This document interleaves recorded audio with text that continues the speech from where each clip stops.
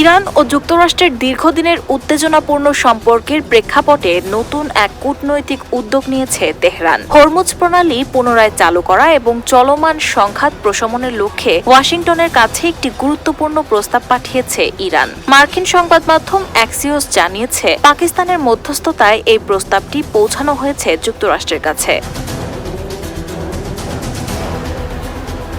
প্রস্তাবের মূল বিষয়বস্তুতে রয়েছে হরমুজ প্রণালী খুলে দেওয়া এবং চলমান উত্তেজনা বা সংঘাতের অবসান। তবে কৌশলগতভাবে ইরান এখানে একটি গুরুত্বপূর্ণ দিক আলাদা করে রেখেছে। পরমাণু কর্মসূচি সংক্রান্ত আলোচনাকে আপাতত পরবর্তী ধাপের জন্য স্থগিত রাখার প্রস্তাব দেওয়া হয়েছে।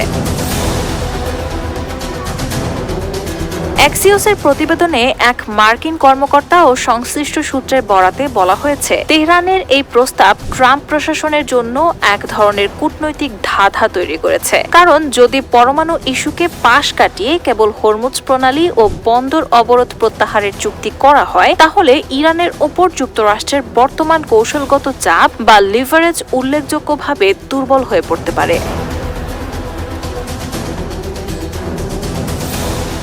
এমন পরিস্থিতিতে ইরানকে তাদের সমৃদ্ধ ইউরেনিয়ামের মজুদ ত্যাগ করতে বাধ্য করা কিংবা দীর্ঘমেয়াদে ইউরেনিয়াম সমৃদ্ধকরণ কর্মসূচি বন্ধ করানো ওয়াশিংটনের জন্য অনেকটাই কঠিন হয়ে উঠবে।